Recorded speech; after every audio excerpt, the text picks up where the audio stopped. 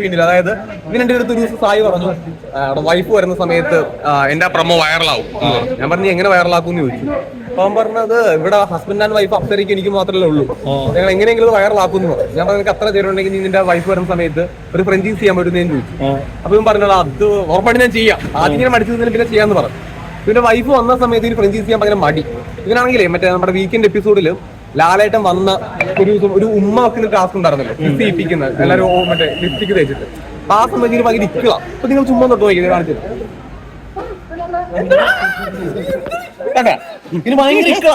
അപ്പൊ സ്നേഹം വന്ന സമയത്ത് ഞാൻ പറഞ്ഞു കിസ് ചെയ്യാൻ പറഞ്ഞു, ഫ്രഞ്ചൈസ് ചെയ്യാൻ വേണ്ടി പറഞ്ഞു. ഇതിന് ഭയങ്കര നാണം. അന്നോട്ട് പിന്നെ നാണം എന്തായിരുന്നു, ഭയങ്കര നാണല്ലായിരുന്നു. അല്ലല്ല അയ്യോ, അത് സ്നേഹം വന്ന സമയത്ത് ഭയങ്കര നാണമായിരുന്നു. അപ്പൊ ഞാൻ പറഞ്ഞു, അപ്പൊ ഞാൻ പറഞ്ഞു അങ്ങനൊക്കെ ധൈര്യം ഉണ്ടെങ്കിൽ ഇപ്പൊ നീ പോയിട്ട് വൈഫിനെ കിസ് ചെയ്യടാ, സ്നേഹം കിസ് ചെയ്യാൻ വേണ്ടി പറഞ്ഞു. അങ്ങനെ പിന്നെ ഇപ്പൊ ഇക്കളൊക്കെ മറന്നുണ്ടാ ഭയങ്കര അവന് ഭയങ്കര ഇക്ക. അങ്ങനെ ഓടിപ്പോയിട്ട്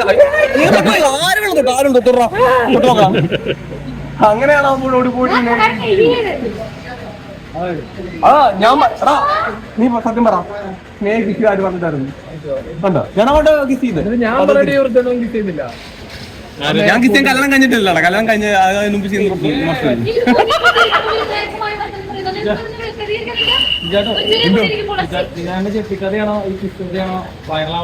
ജെട്ടിക്കഥ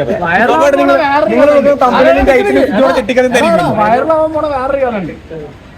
രാത്രി ഉറക്കത്തിൽ കിടന്നു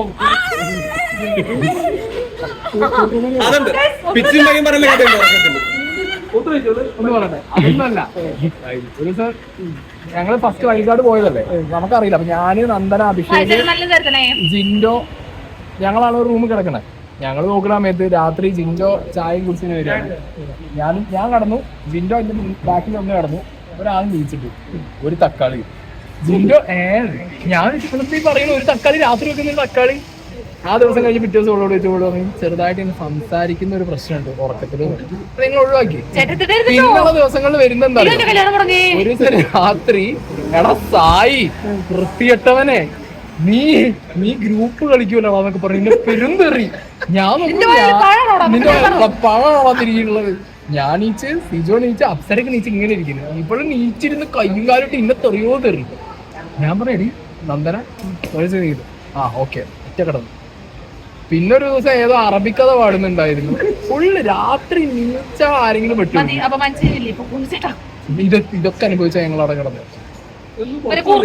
രണ്ടാളുടെ കൂർക്കമലി, സായി ചേട്ടനാണെങ്കിലോ വായ തുറന്നിട്ടാണ് കൂർക്കമലി, സിജോ ചേട്ടനാണെങ്കിലോ രണ്ടാളോ ഇവിടെ ഞാൻ നടുക്കില്ല, ചെറുത്താന്റെ കടലിൽ നടുക്കിൽ വെട്ട പോലെ ഞാൻ കൂർക്കമലിയുടെ കൂർക്കമലി കഴിച്ചു.